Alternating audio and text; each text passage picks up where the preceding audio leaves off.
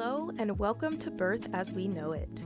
I am your podcast host, Kiona Nessenbaum. I have experienced birth as a doula, a student midwife, and as a mother of 3 amazing children with my husband and high school sweetheart by my side. After attending over 130 births, including my own, I've realized that each birth experience is truly unique. So make sure you subscribe and join me every week as we are guided through many different birth experiences through the lens of the storyteller. Please be aware that some of the stories can be triggering to hear, so feel free to pause, take a breath, and come back and listen whenever you're ready. With that said, let's prep ourselves to dive deep and get detailed about what really happens in the birth space.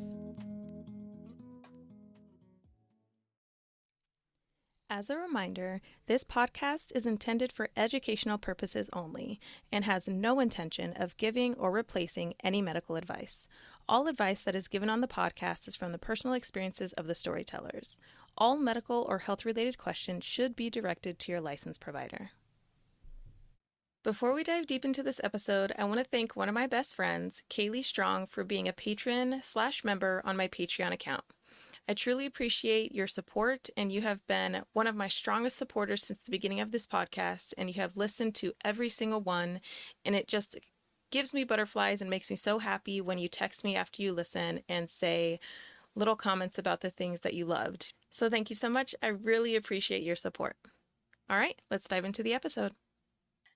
Hello, everybody, and welcome back to the Birth as We Know It podcast. Today, I am super excited to be interviewing Erika Davis. She is a birth worker and owner of Whole Body Pregnancy, which has been in business for 4 years. Welcome, Erika.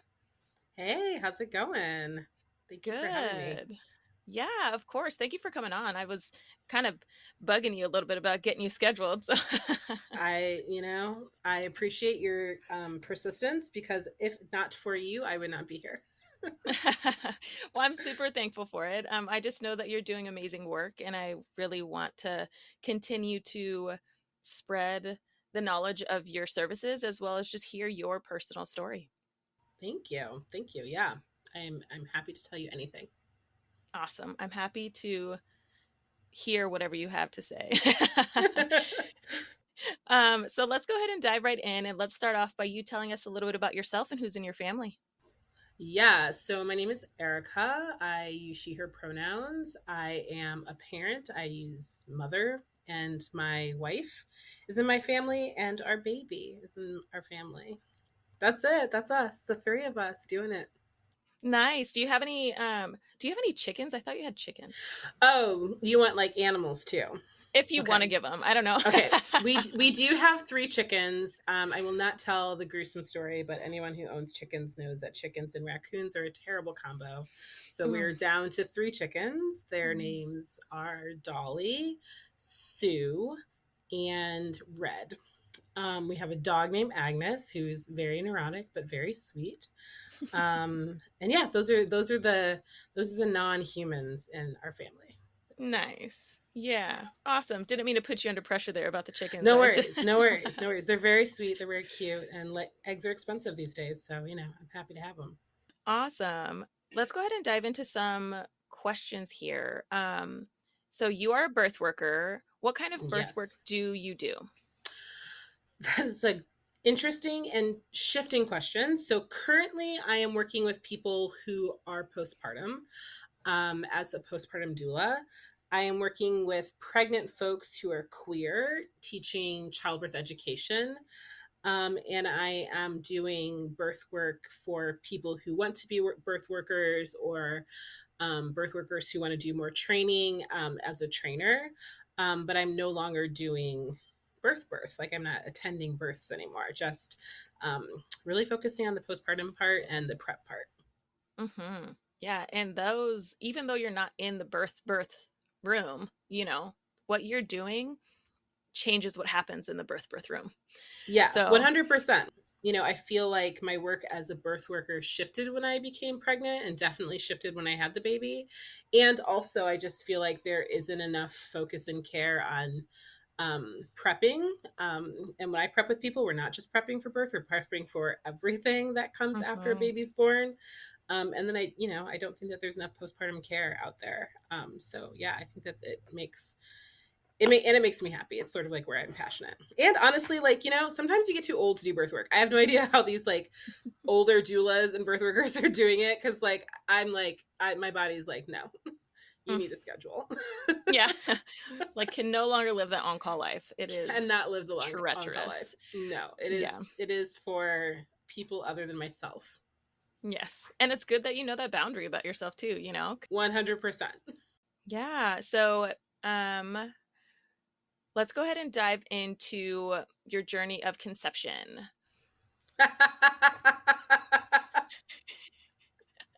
It's so fucking long. It's a long story. I'm going to give Yeah. you it's a long ass story. So it took us 8 years to have the baby that we have. We started the process. I mean, it's been longer now since she just turned 2. So 10 years ago, we started out at a clinic in Brooklyn, New York, which is where we were living, and we were doing IUIs. I don't even know how many IUIs I did. I cannot tell you how much sperm was in me, but it was lots of years of sperm as a queer person that was in my body. I yeah, the IUIs never worked. We never got pregnant with, yeah, we did. I don't know. It's all very, very fuzzy, but we did a lot of IUIs. We moved to the Pacific Northwest. We did more IUIs. At some point, I would say probably 5 years ago, I did get pregnant and had a miscarriage. At that point, then my wife started trying. She had more IUIs than I can count.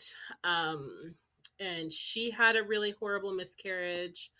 And then we decided to switch to IVF, and we had another loss. And I had to get a surgery before we did IVF because I had really terrible fibroids.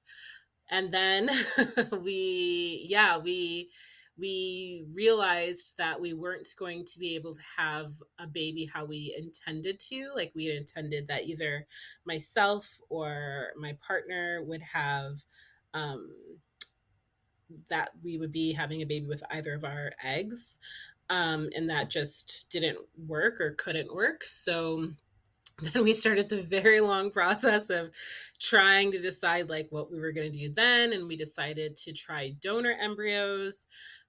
That was a long saga because as Black people, my wife is not Black, she's white, but I am Black. And it was important for us to have a child that was either biracial or Black. I didn't feel comfortable having an all white child. Like, that just dynamic didn't feel good in my soul. Like, obviously, if like, things were different, like if we were adopting, like I guess like we would have had a different conversation, but like something about that just felt really like that would be really hard for me. But we thought finding Black sperm when we were trying to get pregnant with her doing IUIs was hard. Finding like embryos was so hard, a long, long process. There are tons of Facebook groups of people who donate embryos. You can go through a clinic. There's lots of ways to try to find embryos. We had a few people offer embryos that didn't go through, and like literally, it's like a weird, like the TTC, or trying to conceive community, is such a, there's just so many layers to it, and so much like lingo, and so much pressure and not drama, but there's just so much.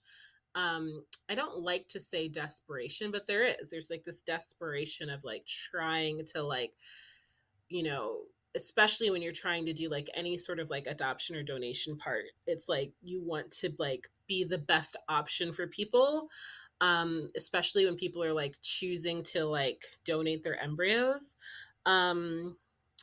Yeah, and I was on this like Facebook donation embryo site for over a year, and we were never getting picked. I'm using air quotes. Or like, I'd like be scrolling through like older things and find like a biracial couple and be like, oh my gosh. And like, just like, it didn't like, I was sort of on team like, we just should have at that point I was like, we should just have any baby. I don't care. Like, let's just find. And my partner's like, it's kind of irresponsible as like non-Asian folks to like adopt, or like she like helped to be like the voice of reason a lot of times.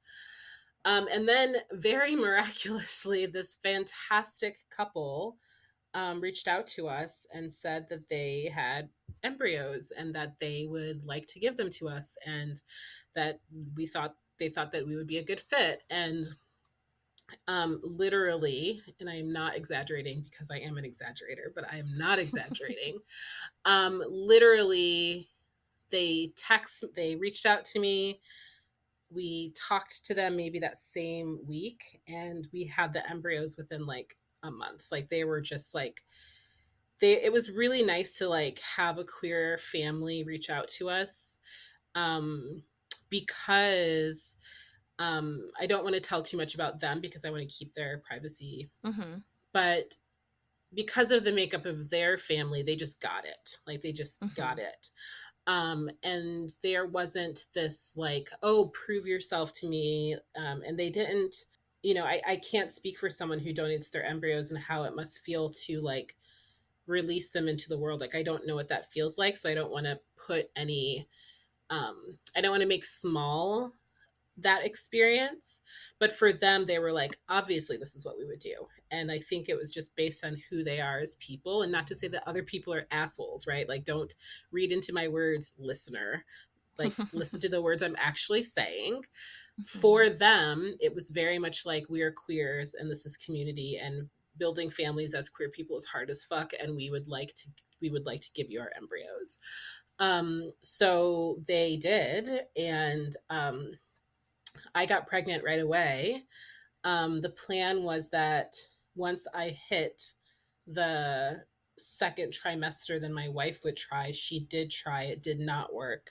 And that was sort of another really hard blow, to be in this place of excitement of carrying a baby and then her having another miscarriage.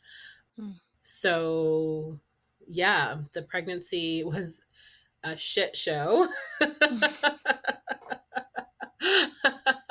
But yeah, I gave birth to this fantastic creature who just turned 2. Like, and yeah, I didn't remember your question. I think you were asking me about conception. Yeah, and I mean, you answered it. You totally Okay, answered great. it. Okay, And great. you perfectly led into like my next question, which was like, how did it feel for you and your partner when you did fall pregnant? Shitty. It was really Mm. hard. I think the thing, so a like step back about my the way that I do birth work is to be very, very fucking honest, and not um to say the things that people either are afraid to say or don't want to say or have a hard time saying or admitting, because we're all feeling it. And I find that, especially because so much of our lives are viewed through the fakeness that is is social media, you feel like there's something wrong with you when you're just having a normal response or feeling. So when I was pregnant and found out I was pregnant, I was scared. The thing about having pregnancy loss is that it takes away your excitement. Like, everyone was like, "Aren't you so excited?" And like, no, I wasn't excited. I was scared all the time. I was constantly afraid that I was having a miscarriage. I was constantly afraid that the baby was dead inside of me. I was constantly afraid that I was going to die because of how old I was.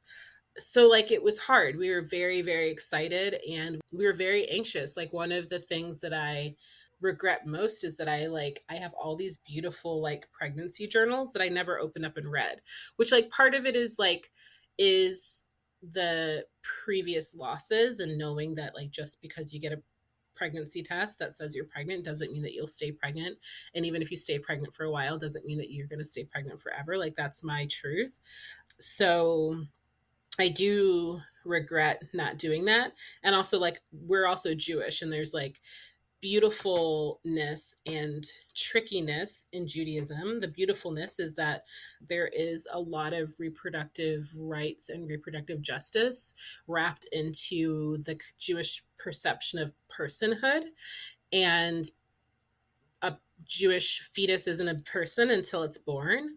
but that also makes it hard because if you have a miscarriage, there's no ceremony around that. And because of that and sort of like superstition and a bunch of different things, like Jews don't really, it's not that we don't celebrate pregnancies, but there is a little bit of cautiousness about it because there's a truth that like it is not a guaranteed thing, which yeah, so I was excited, but I was also terrified and had horrible anxiety. And turns out I don't like being pregnant. Turns out for in my body it's really shitty.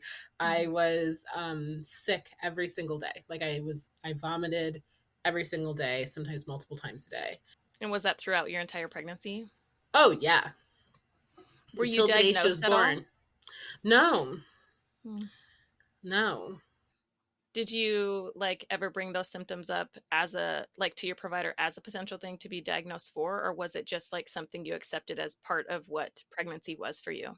I personally accepted it as something that it was part of for me. My provider is awesome. I love her. I still have a relationship with her. She is amazing. I send most people who are having a hard time or who have experienced losses to her. I didn't want to take any medicine that I didn't have to take. Like I didn't want to. I was too afraid. I was too afraid of something potentially happening. And I wasn't losing weight. I was able to keep down water. I was able to keep down most food. It wasn't like I couldn't keep anything down. I just think I was just like eating a lot. And my body was like, you can't eat that. Yeah, I didn't need like, we checked my like levels up and like I was never there was never like an iron issue or like a deficiency or in anything. So I was just sort of like, I don't need to take any. And I tend to be a kind of person that doesn't take medicine if I don't need it. Like it sucked, it was miserable. Like anyone who took training for me during that time, like there's like really hilarious like videos of me like being like excuse me and like just like or gagging while I was teaching. I think if I were to get pregnant again I probably would take something, but I also don't know, who knows. Yeah, because who knows until you're there, right? And making the Yeah, decision.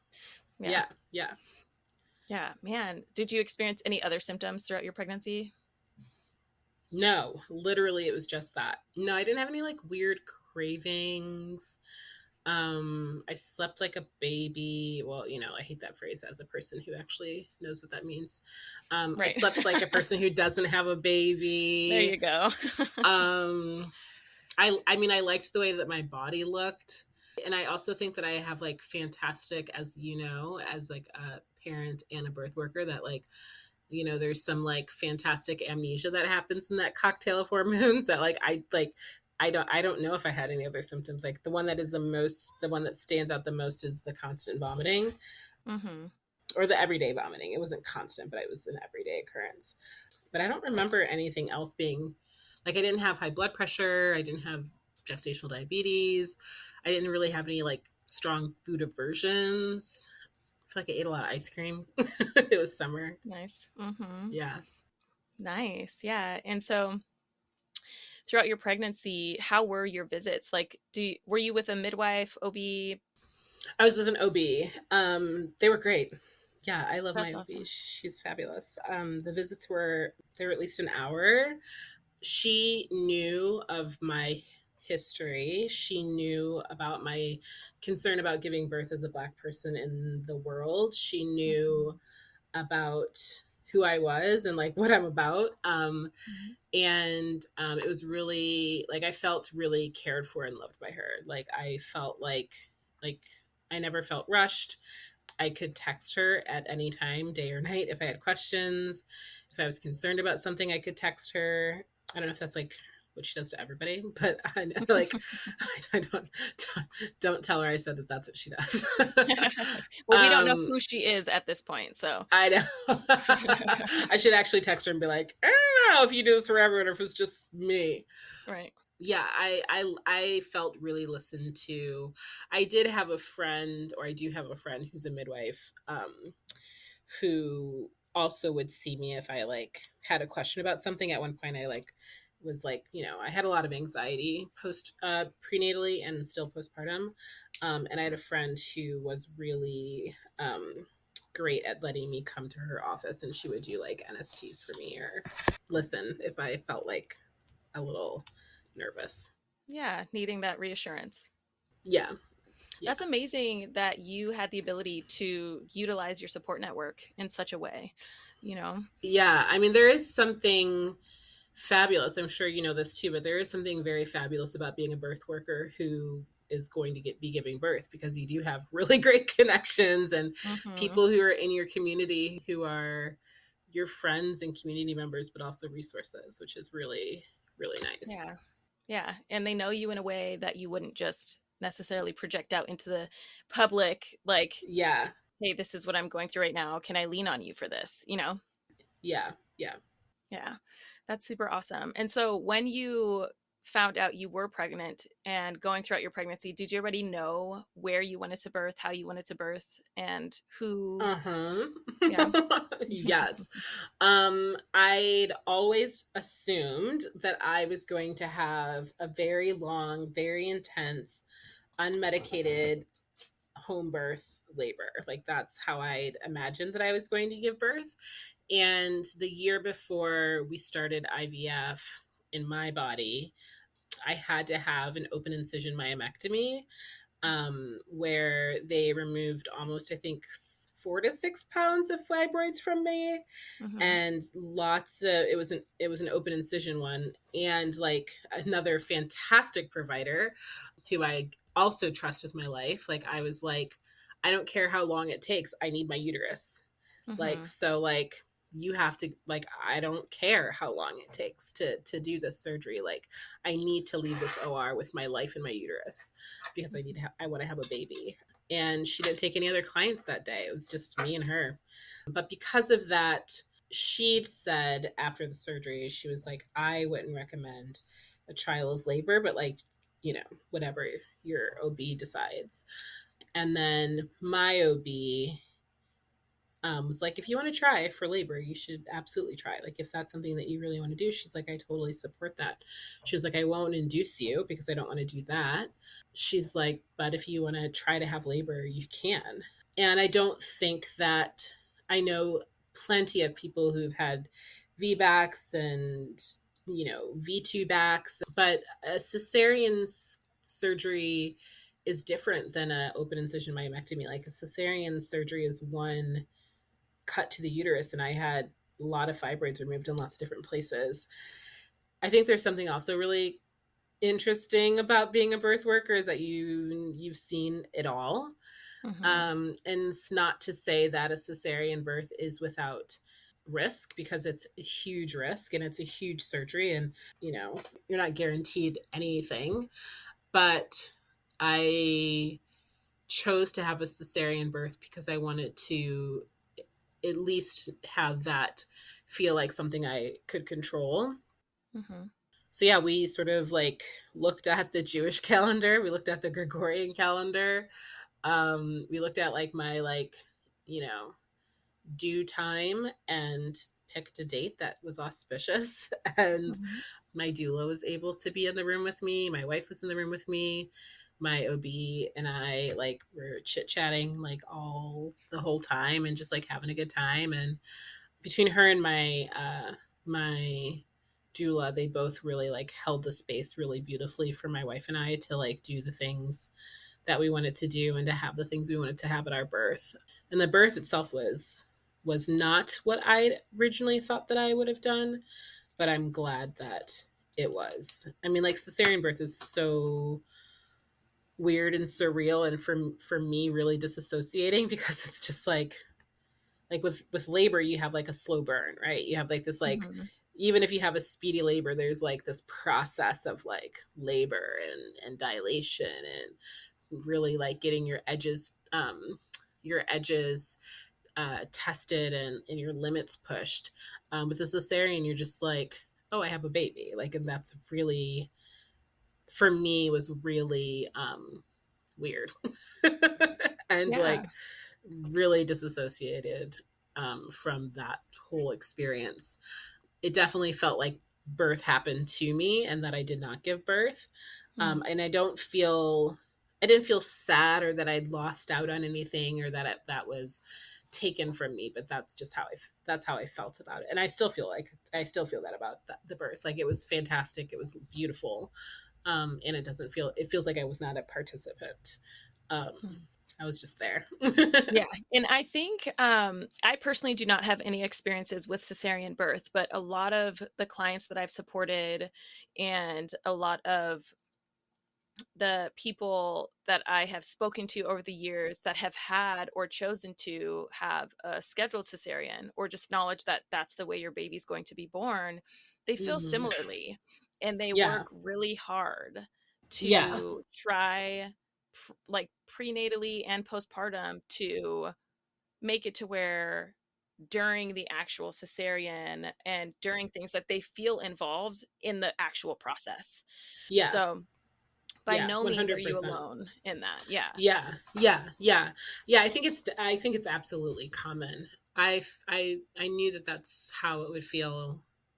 And yeah, I don't feel like it is necessarily bad. It just is, like, that's what it is for me. Yeah. Yeah. Yeah. Leading up to your day of choice for the birth, how were you feeling? Were you excited? Were you nervous? Were you kind of like, oh, we're at the end? Like, what was going through your mind? I was excited because I was excited to not puke anymore. I was excited because really wanted to meet this baby. I was excited. Yeah, I was mostly excited. I wasn't nervous, strangely. But I think that I really trusted my team. I had what I wanted, and I got everything I wanted. I was like, my doula and my wife are going to be in there. My wife is going to go back with me, and she's going to be there when I get the spinal. I would love if my doula was back there with me too, for that part. My doula will always be like with me, like, like, this is like what you're going to tell the staff about who we are. We're going to tell them about who we are. Like, this is the vibe. Like, everything that I wanted, we got. So I was excited. Like, I knew I was excited. I feel like I wasn't worried about it at all, strangely. Yeah. And I think that's great. That is what everybody kind of wants when they're going into labor, Yeah. right? They want to know Yeah. that they're taken care of and that they're heard and they're valued and that their desires are possible. Yeah, I think that's beautiful. Yeah. Yeah. I was excited. Good, good, good. So, going into your postpartum time, how was postpartum, like immediate postpartum after delivery, um, with like nursing or your body feeling or Okay. So my birth was beautiful. It was fantastic. In retrospect, I realized something wasn't right, and I like was just so in the like new baby space, and like the like I want to just sort of like be with my baby space, that I let the nurses sort of gaslight me and tell me that I was fine. But I knew that something like didn't feel right. I felt really dizzy. I felt really like I could barely keep my head up. I couldn't talk really. When my doula processed birth with my wife and I after we got home, my wife reported that like I didn't want to hold the baby, and she was really concerned that I would like she's a psychologist. mm, So she was like a little concerned that like, oh shit, like she doesn't want to bond with the baby. But it turns out I had a postpartum hemorrhage. I didn't turns out I had a postpartum hemorrhage. But it was like I don't actually remember the timing. I don't, but it was very much later. I want to say like 6 hours later, mm, 7 hours later. I was just like, in the bed. The baby was like, yeah, I didn't hold her at all. My wife did.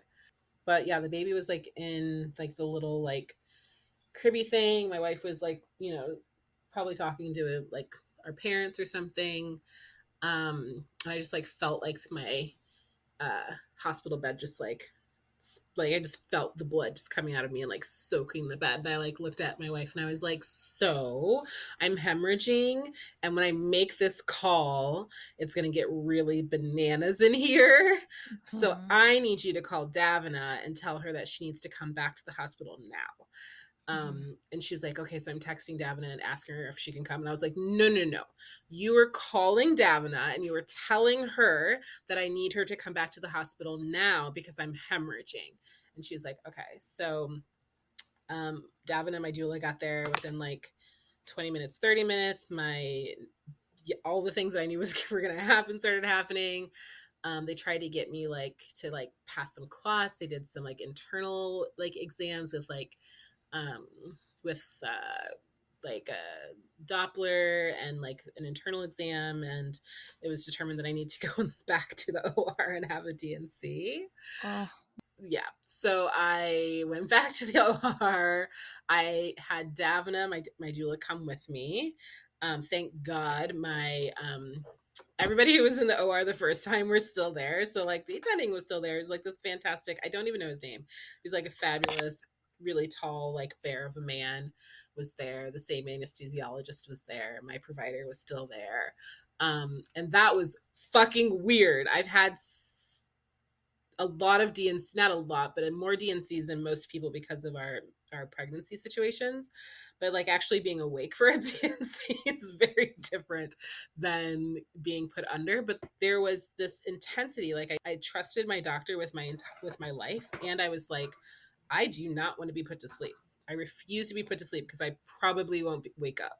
Like I do not want to be put to sleep. And like to this day, I haven't talked to my doula about what that experience was like for her, because like how fucking stressful and probably traumatizing it was for her to be there for me in that space. But I just like I knew, and my wife, you know, like I have been a doula where a person who gave birth was like taken to the OR, and the other parent is sitting there with like a brand new baby and blood, and like what the fuck. And like I was like, shit, she's by herself. Like, but I also like I just knew, I was like, I need another Black woman in this room with me while this thing is happening.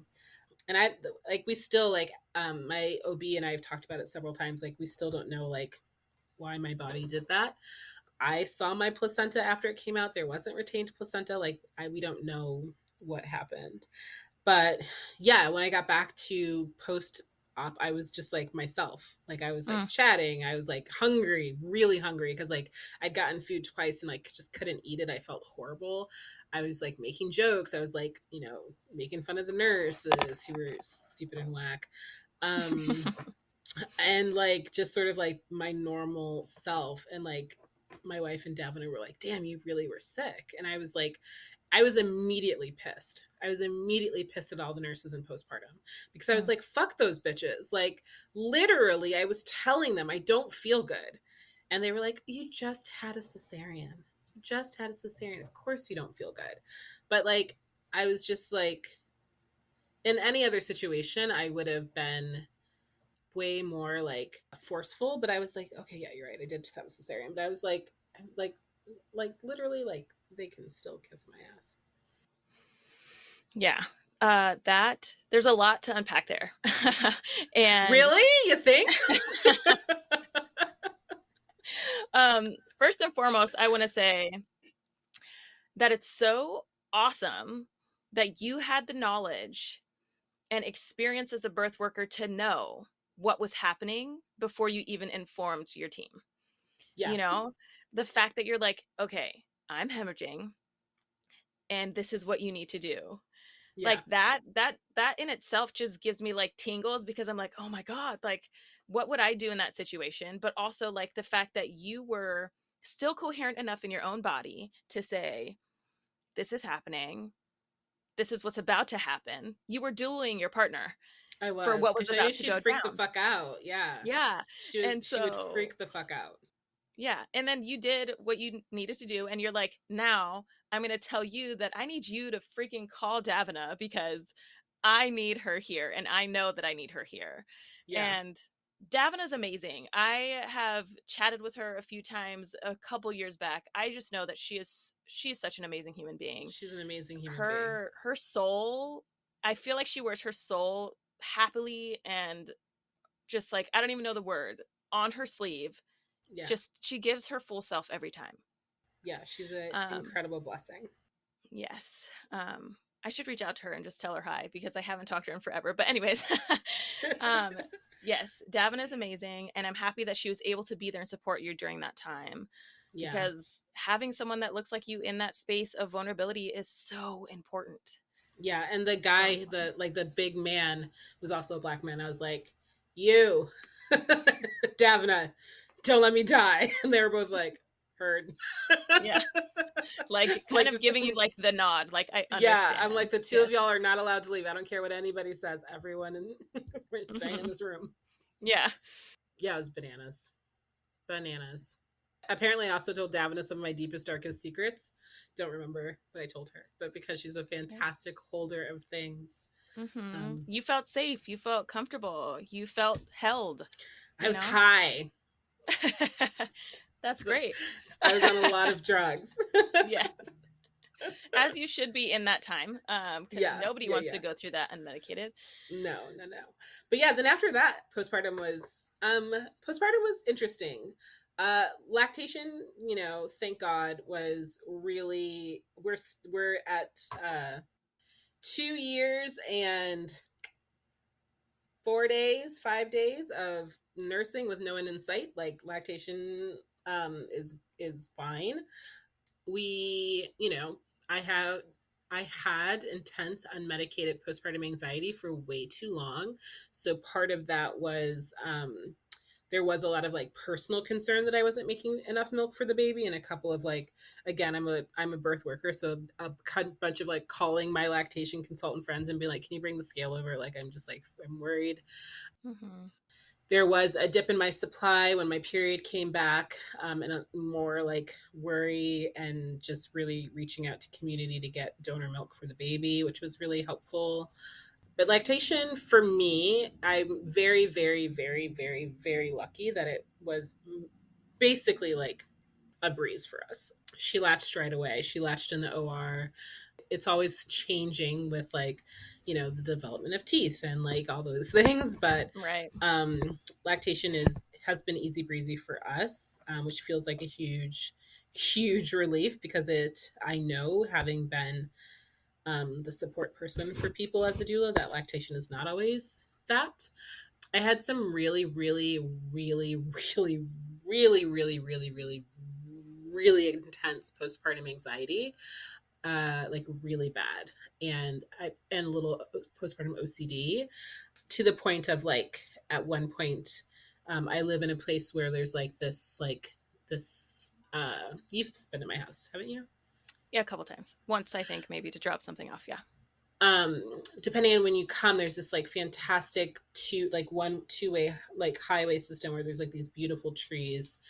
And I was like, if I could hit a tree with enough force so that I would go to the hospital and not die, I wonder how fast I would need to go. Like, I was like really just like in this Mm. place of like just really regretting having a baby.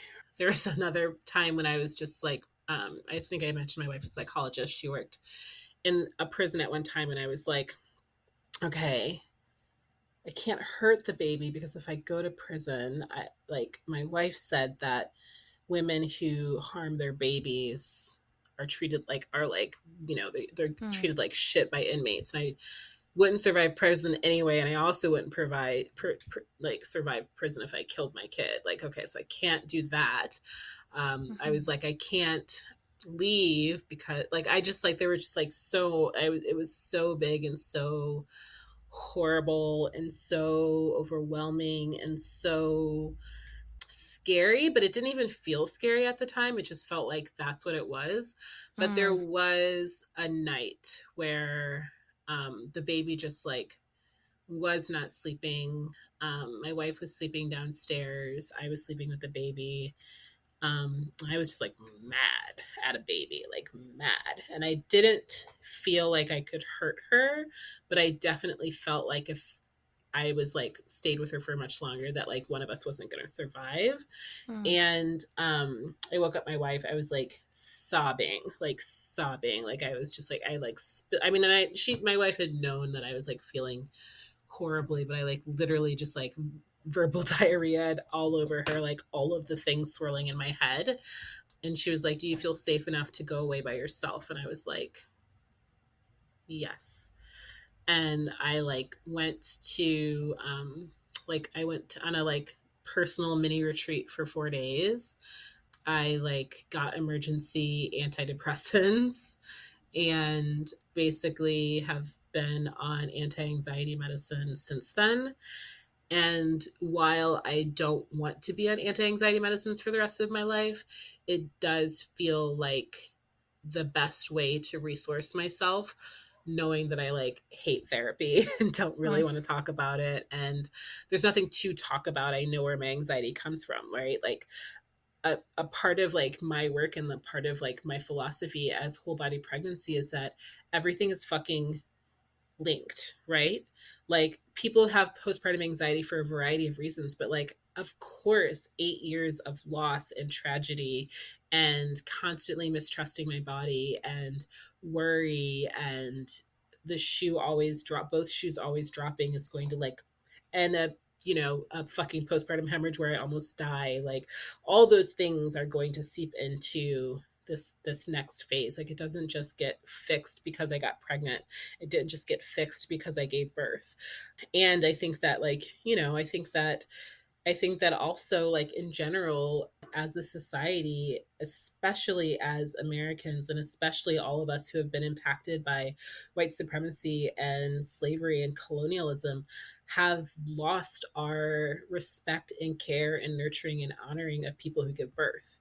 And we're all mhm, just out here in our tiny little islands by ourselves, expected to fucking do this incredibly impossible thing to do alone.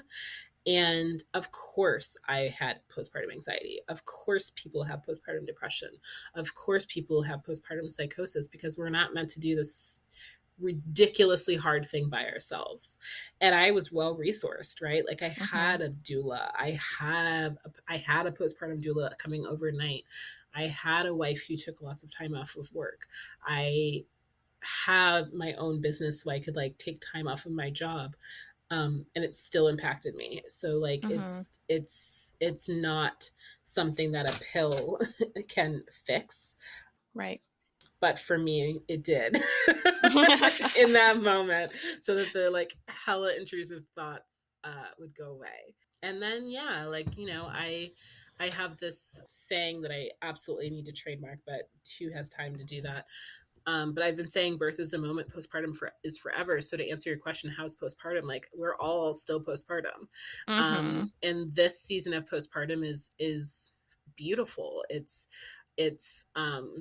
still very much sleep depriven, but it's so magical to like watch all of us, my wife, me, and our baby, grow into this like second year of our lives together. And it's super dreamy and really hard a lot of the times, and really amazing to not put any expectations on this kid to fix anything in me, and to also have her hold up a mirror to all the things that like I gotta work on.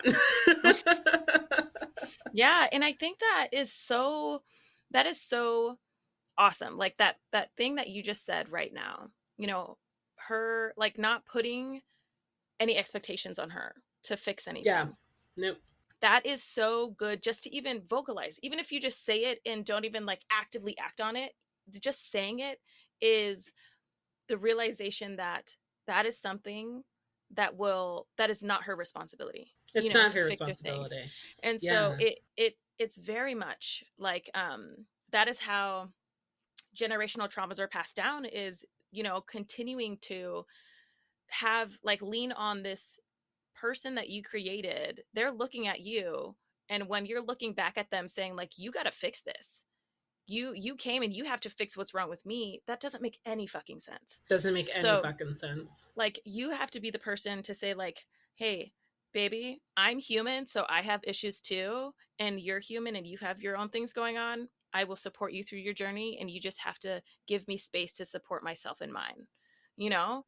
Yeah, and I think like, part of that for me has been like even when she was little, like that night when I was like so mad at her, like times when I feel mad at her, like I always say like you're perfect, you're fantastic. Like I'm sorry that Ema yelled, or like I'm sorry that, you know, I had to like put you down while you were crying so I could take a break, or whatever it Mm-hmm. is. Like I think just like constantly reminding myself of that, and also like reminding myself that's not her responsibility and to like repair things right away. Mm-hmm. Even if Yeah. it's just like, I was short with you. Like I'm Mm-hmm. allowed to be short with her. She's allowed to see me mad. I'm allowed to get mad at her. And Mm-hmm. like, it's not um, her responsibility to fix anything or to like make things better Yeah. in that Yeah. way. I think that's great. I think that's good. Just the communication is just the beginning of that whole, whatever that whole dynamic is or entails. Do you know what I mean? I also really respect and appreciate how you say postpartum is forever, because it's true. Postpartum is very much like forever. You are forever a parent now, and Yeah. whatever happens from that moment on is during your postpartum time, you know? Yeah. Yeah. Um You I can't go back.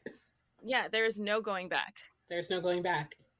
I love to hear that you had so much support and all of these things. And I also truly appreciate how you talk about how you utilize your support network. Like, you had all of these things that you can pull from as resources. Like, your wife is a fucking psychologist. The fact that you can talk to her about that during your postpartum time is phenomenal. And to also have that true realization that you are still experiencing these things is 100% Mm-hmm. valid and true. And the reason why I appreciate the fact that you mentioned that is because people that listen to this will realize, even though I have the resources and I'm utilizing things and not feeling quote unquote fixed, doesn't mean that it's your fault. It just means Yeah. that something else needs to happen. You need that Yeah. extra support. There's a different resource that has to be accessed. 100%. So I want to validate you in that experience, because Thank you. that's a big thing. Thank you. Yeah. So how are you doing now? You're saying that this pill did help you, even though it doesn't help everyone. Are you feeling good in that experience so far right now? Yeah.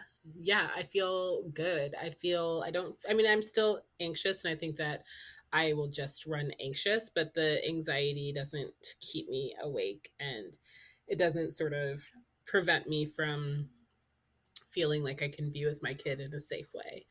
Hmm. So, yeah, I feel better.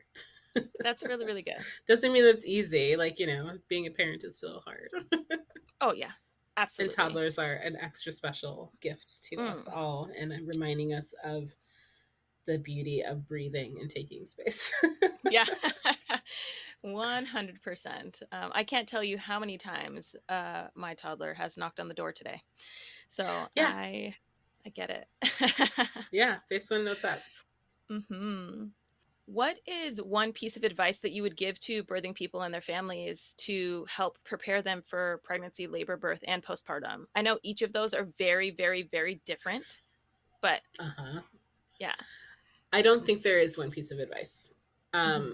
but I would say that the process of fertility, pregnancy, labor, and birth is a practice of releasing control. Mm. Yes. If I were to give one piece of advice, I of course will not, and take a class with me, and I will give you all my advice. But yeah, I think that it's a practice in releasing control. It's a practice in realizing that like you don't have control over anything.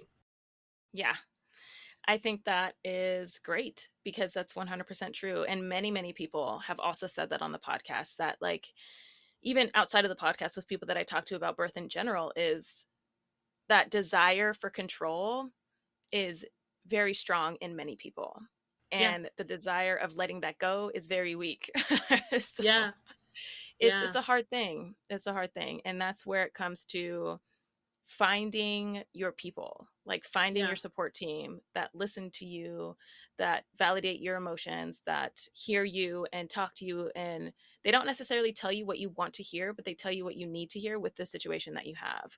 Yeah, it's 100% a practice. Like it's a practice. I don't Mhm. want you to. You're never gonna perfect releasing control. It's a practice. 100%.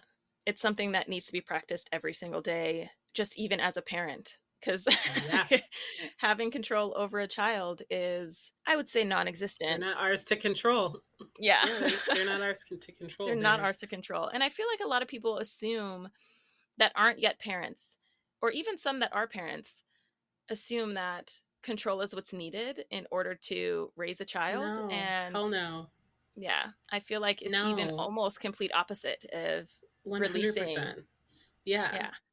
And again, you releasing those controls or the releasing that thought is what puts a mirror to yourself saying like, oh, I got some shit to work on.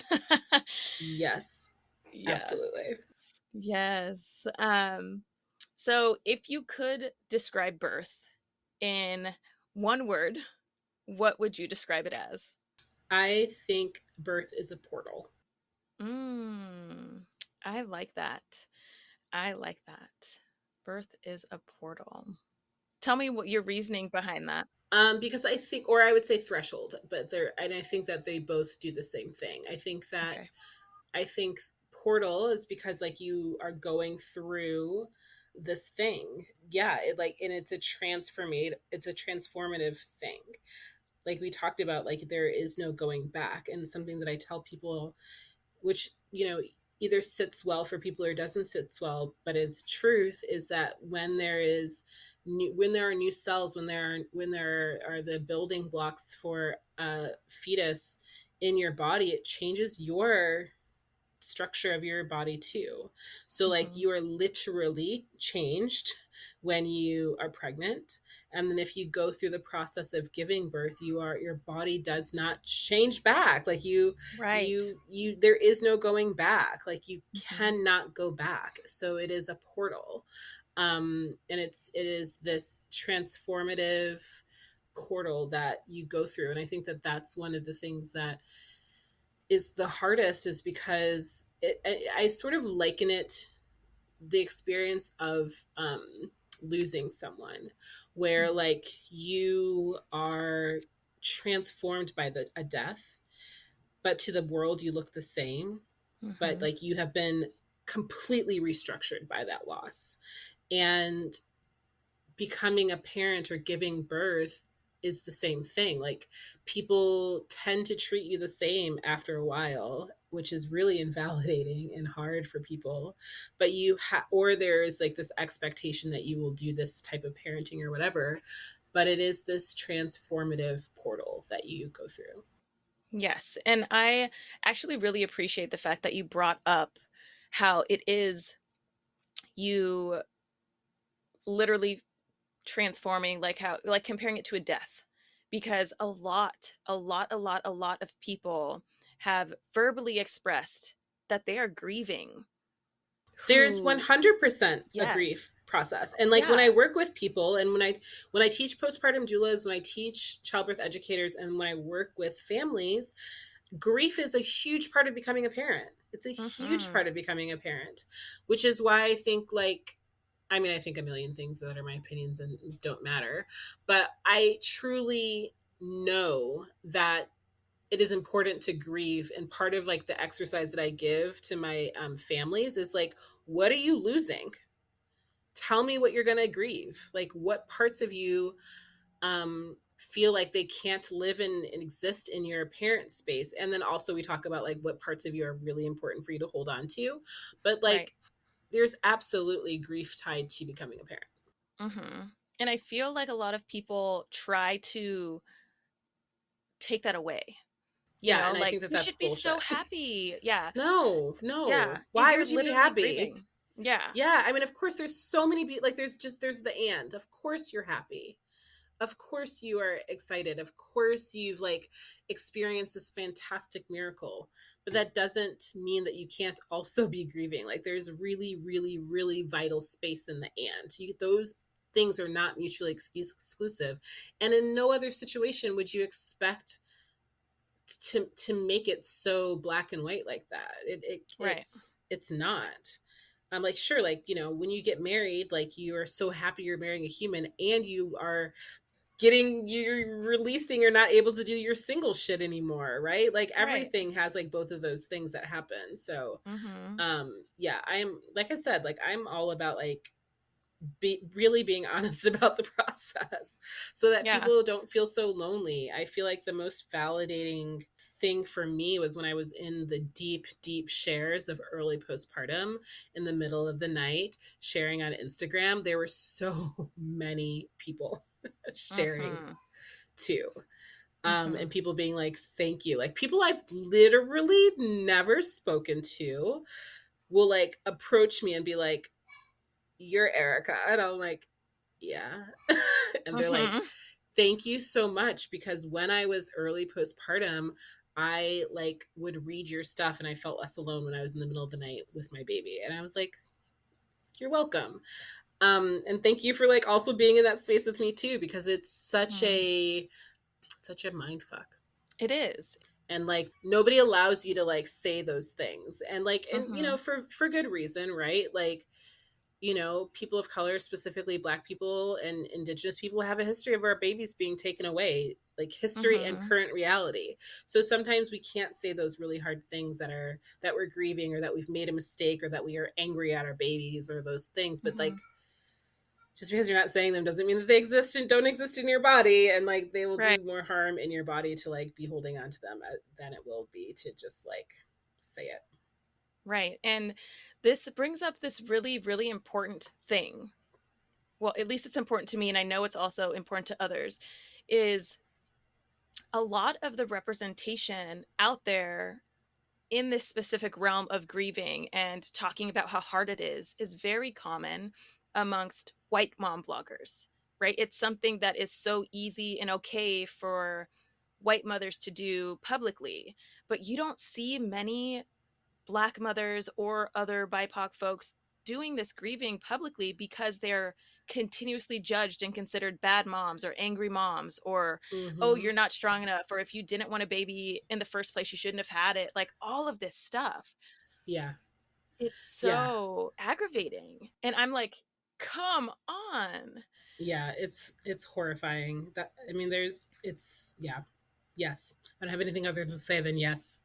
Yeah, and it Yeah. just sucks because, I really did also appreciate, because when you were in your immediate postpartum time of doing those Instagram shares, I was still on social media and I saw those things and I was like, damn, Erika, I feel you.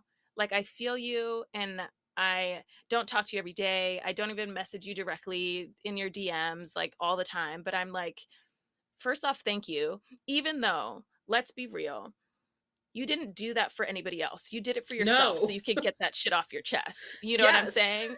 Yeah, that was So, not a way for me to be like a popular yeah. you know, I wasn't thinking that I was going to go viral and be like a Right. postpartum anxiety influencer. No, I was Right. like, I this shit can't live in me. Like it cannot Yes. live in me.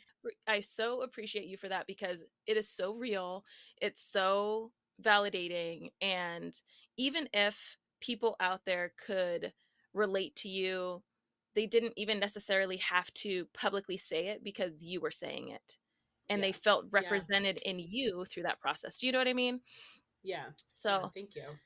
yeah, I'm just appreciate that, and I appreciate your honesty and just how real you are in general. Like you are always 100% yourself. Every single time Yeah. I see you, every single time we talk to you, you're like, "Fuck that shit." Like that shit's garbage. Like Yeah. I That's love it. absolute trash. Yeah. I love it. I love it so much, and I really do just I I I'm it's an honor for you to be here on this platform, even just continuing to express that. So thank you. Thank you for letting me come hang out with you. Yeah, yeah. So the last question that I have for you, and you're more than welcome to talk about anything else you want to chat about. But the last question I have for you is, what is one resource that you want to offer out there to the public? And I'm already gonna just be like wholebodypregnancy.com.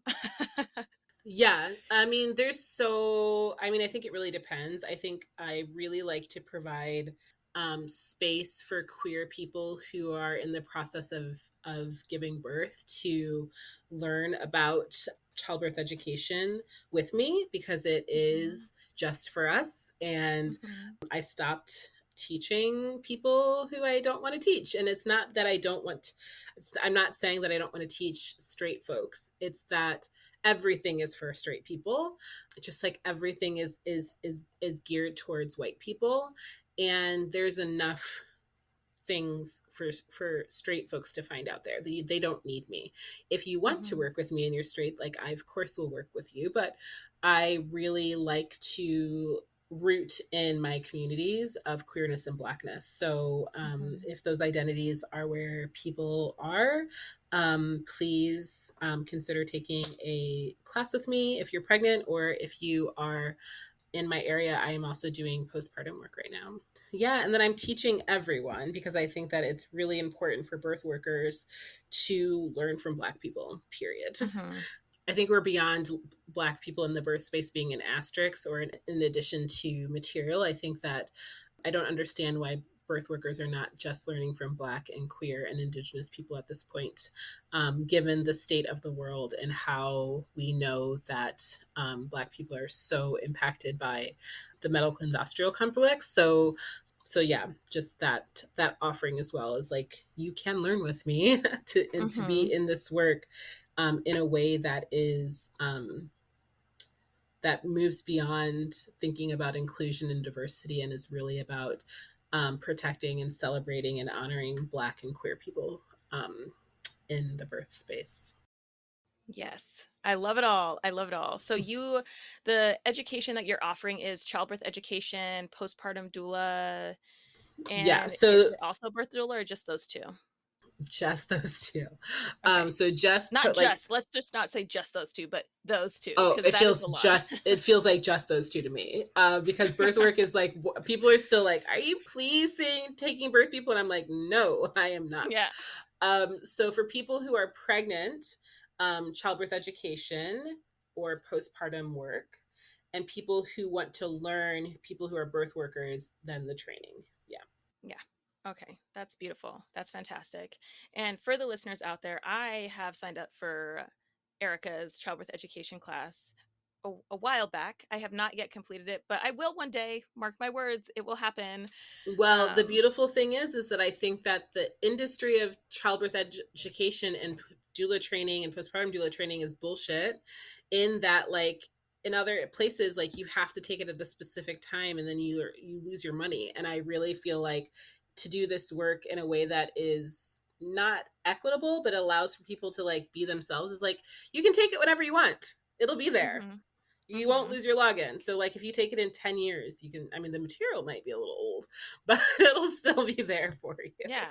Yeah. You'll be able to go through that and still get the education from that. So, Yeah. Yeah. yeah, I think that's great. Yeah. Yeah. Erika, Thank you. thank you. Thank you so much. I am honored to have you on this platform with me today.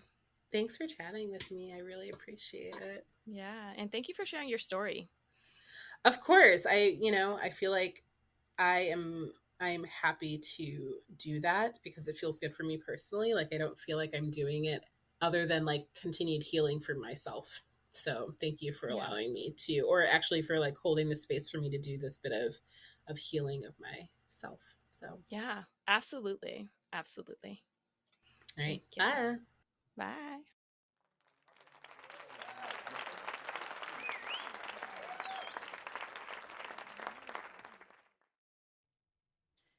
Hello again, everyone.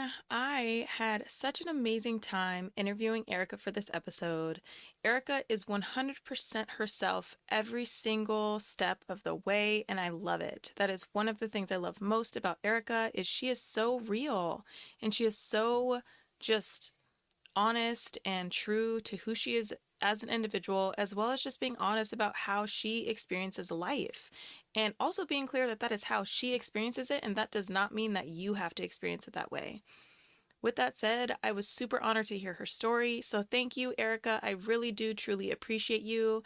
And I am so, so, so happy that we finally got a chance to connect. I'm excited to say that next week we have another amazing interview coming on with Katie and Krista. This interview is absolutely amazing. Please be prepared for a lengthy episode because this is the first time we have two people on the podcast. Let's just say that there is a ton of amazing, heartfelt, heart-wrenching information in this episode. So be prepared, have some tissues, grab some tea. It's going to be a good one.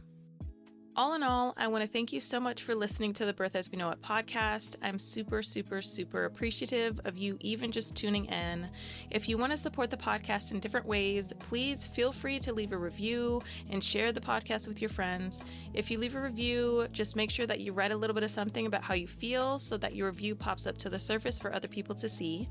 And if you want to financially support the podcast in any way, please become a patron on my Patreon page. It's just $3 a month, and it just proves and shows that you support birth and birth education through storytelling. So yeah, thanks so much, y'all. I will talk to you next week.